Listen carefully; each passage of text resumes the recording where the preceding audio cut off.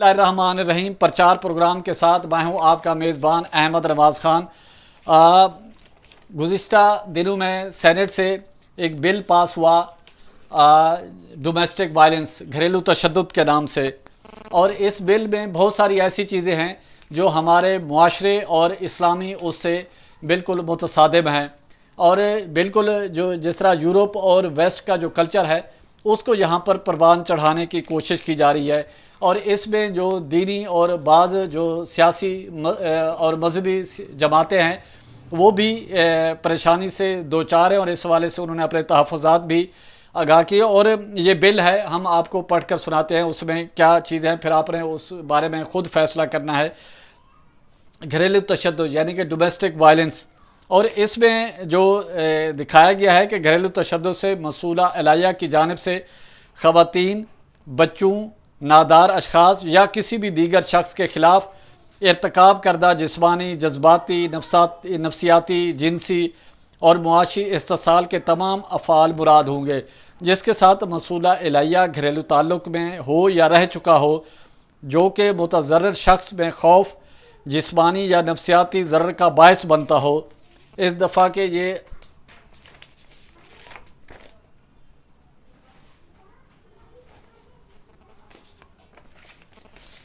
یعنی کہ الف،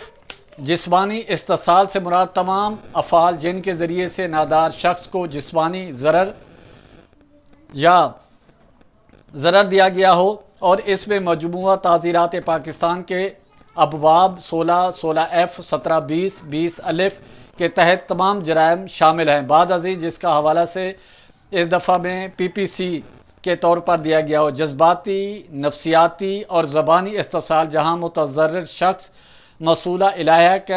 کے حد تک امیز یا ذلت امیز برتاؤ کے طرز عمل میں مبتلا ہو، اور اس میں شامل ہے لیکن اس تک محدود نہ ہوگا، حسد یا رقابت میں مبتلا رکھنے کا متواتر مظاہرہ کرنا جو ستم رسیدہ کی خلوت، آزادی، اخلاقی بلندی اور سلامتی پر متواتر چڑھائی کا باعث بن رہا ہو۔ 2 متضرر شخص کی کھل کر بےعزتی کرتا ہو یا مذاق اڑاتا ہو، جو زوجہ یا شراکت شدہ گھر کے دیگر اراکین کو جسمانی تکلیف پہنچانے کے لیے دھمکی دیتا ہو، دیوانگی یا بانجھ پن کے بے بنیاد الزام پر طلاق دینے یا دوسری شادی کرنے کی دھمکی بھی دیتا ہو۔ 5 شراکت شدہ گھر کی عورت یا کسی بھی رکن کے کردار پر جھوٹا الزام لگا رہا ہو۔ 6 متضرر شخص کی جان بوجھ کر یا غفلت سے عدم خبرگیری کرتا ہو، ہفتوں پیچھا کر رہا ہو یا ہراساں کرتا ہو، بیوی کو شوہر کے علاوہ کسی بھی فرد کے ساتھ مقاربت کرنے پر مجبور کر رہا ہو، جنسی زیادتی میں جنسی نوعیت کا کوئی بھی طرز عمل جو کہ نادار شخص یا کسی بھی دیگر شخص کی حراست کی آبرو ریزی کرتا ہو، جو تذلیل کرتا ہو، تحقیر کرتا ہو یا بصورت دیگر خلاف ورزی کرتا ہو شامل ہے۔ معاشی استحصالی میں معاشی یا مالیاتی ذرائع سے دانستی محرومی یا مذکورہ ذرائع تک رسائی جاری رکھنے میں ممانعت پابندی شامل ہے، جس میں متضرر شخص کوئی فی الوقت نافذ العمل بھی کسی قانون یا رسم و رواج کے تحت مستحکم کیا گیا ہو۔ تعین کرنے کی غرض سے کہ آیا مسئولہ اعلیٰ کو کوئی بھی فعل، ترک فعل، ارتکاب یا طرز عمل اس دفعہ کے تحت گھریلو تشدد کو تشکیل دیتا ہے، تو معاملے کے تمام تر حقائق اور حالات کو ملحوظ خاطر رکھا جائے گا۔ نمبر 4، اگر PPC کے تحت آنے والے کسی جرم کا ارتکاب گھریلو تشدد میں کیا گیا ہو، جو جرائم قابل سزا ہوں گے جیسا کہ PPC کے تحت شرائط کردہ ہیں۔ اگر ارتکاب شدہ جرم PPC کے تحت نہ آتا ہو تو گھریلو تشدد کے فعل میں زیادہ سے زیادہ 3 سال کی مدت کے لیے قید محض کی سزا دی جائے گی، اور یہ ارتکاب شدہ گھریلو تشدد کے فعل کی کثافت پر انحصار کرتے ہوئے 6 ماہ سے کم نہ ہوگی، اور 1 لاکھ جرمانہ اور کم سے کم 20,000 روپے متضرر شخص کو تلافی کے طور پر ادا کیا جائے گا۔ جرمانے کی ادائیگی سے قاصر ہونے پر عدالت 3 ماہ کی قید محض دے سکتی ہے۔ جو کوئی بھی گھریلو تشدد کے جرم کا ارتکاب کرنے میں مدد یا اعانت کرتا ہو تو جرم قابل سزا ہے۔ تو اس کے علاوہ باقی دیگر بھی شکے ہیں، اور اس حوالے سے بہت ساری چیزیں ایسی ہیں جو جس پر اسلامی نظریاتی کونسل نے بھی اپنے خدشات اور تحفظات کا اظہار کیا ہے۔ اور یہ بل کو ہم نے جو بل سینٹ سے پاس ہوا ہے ترمیم شدہ، اور وہ جو بل کی کاپی آئی ہے وہ ہم نے آپ کے قارئین کے ناظرین کے سامنے رکھی ہے۔ اور اس حوالے سے جو عام طور پر اسلامی نظریاتی کونسل کی جو سفارشات ہیں اس کو نظر انداز کر کے وزارت انسانی حقوق نے یہ بل سینٹ سے پاس کروایا۔ پہلے قومی اسمبلی میں لے گئی اور اس میں سینٹ نے ترمیم کی، اور پھر دوبارہ قومی اسمبلی میں گیا، اور اس حوالے سے جو اسلامی نظریاتی کونسل کو یہ بل بھیجا گیا وہ آپ کی نظر کرتے ہیں۔ جس طرح کہا گیا کہ اسلامی نظریاتی کونسل کی سفارشات کو نظر انداز کرتے ہوئے وزارت انسانی حقوق نے گھریلو تشدد سینٹ سے پاس کروایا۔ وزارت انسانی حقوق نے نظریاتی کونسل کی طرف سے اس بل کے حوالے سے 17 جون کو لکھے گئے خط کو بھی نظر انداز کر دیا، جس میں اسلامی نظریاتی کونسل نے واضح طور پر حکومت کو کہا تھا کہ اس بل پر کونسل کی حتمی رائے آنے سے قبل قانون سازی نہ کی جائے۔ اس حوالے سے ڈاکٹر قبلہ ایاز نے کہا کہ حکومت کی طرف سے یہ بل کونسل کو دوبارہ بھیجنے کے بعد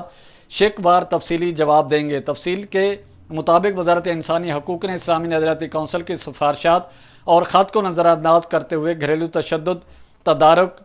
اور تحفظ بل سینٹ سے پاس کروایا، جس پر شدید عوامی رد عمل آنے کے بعد وزیر اعظم پاکستان کے حکم پر ڈاکٹر بابر اعوان نے اسپیکر قومی اسمبلی کو خط لکھا کہ یہ بل اسلامی نظریاتی کونسل کو بھیجا جائے۔ حالانکہ یہ بل پہلے ہی اسلامی نظریاتی کونسل کے پاس موجود ہے اور عمومی رائے دے چکی ہے۔ اسلامی نظریاتی کونسل 222ویں اجلاس 26 اکتوبر 2020 کو منعقد ہوا تھا۔ اس کی ایجنڈا آئٹم نمبر 24 پر بل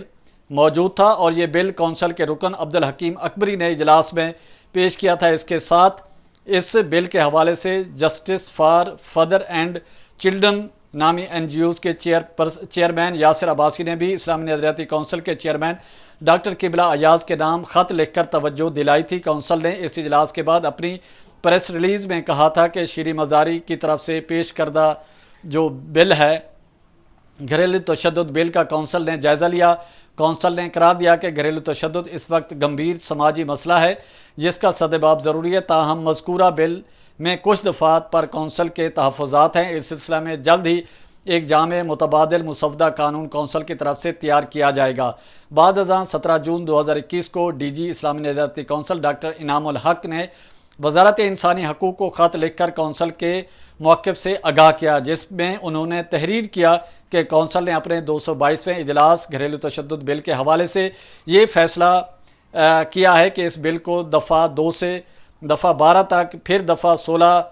23، 22، 21 کے متعلق کل دفعات 12 کونسل کے تحفظات پر کونسل اس پر مزید کام کر رہی ہے۔ جامعہ تجزیہ اور مشاورت کے بعد کونسل اپنی حتمی رائے پیش کرے گی۔ اس نے کونسل کو حتمی رائے آنے سے پہلے ہی اس قانون سازی نہ کی جائے، اور اس حوالے سے اسلامی نظریاتی کونسل کے چیئرمین ڈاکٹر قبلہ ایاز نے رابطہ تو انہوں نے کہا کہ حکومت کی طرف سے گھریلو تشدد بل کونسل کے پاس آنے کے بعد اس کا شک وار جائزہ لیں گے اور تفصیلی رائے آنے تک اس پر کوئی قانون سازی نہ کی جائے، جبکہ وزارت انسانی حقوق نے عجلت میں کہہ لیں یا جلدی میں کہہ لیں NGO کا ایک بل جو ہے وہ پاس کرایا، اور اس میں کوئی اپنے گھر میں بچوں کو بھی نہیں ڈال سکتا اور اس کی نصیحت بھی نہیں کر سکتا، اپنے گھر والوں کو بھی نہیں سمجھا سکتا۔ اگر وہ کسی اس میں کوئی وہ سمجھتا ہے کہ اس میں کوئی غلطی ہوئی ہے، ان کو سمجھانے کی کوشش کی، اگر وہ سمجھتے ہیں کہ ان کی تصدیق ہوئی تو وہ فوری، جس طرح یورپ میں ہے، مغرب میں ہے، کہ وہ فوری پولیس کو فون کر کے ان سے کہہ سکتے ہیں کہ وہ ان کو ہراساں کر رہے ہیں یا ان پر تشدد کر رہے ہیں، تو وہ فوری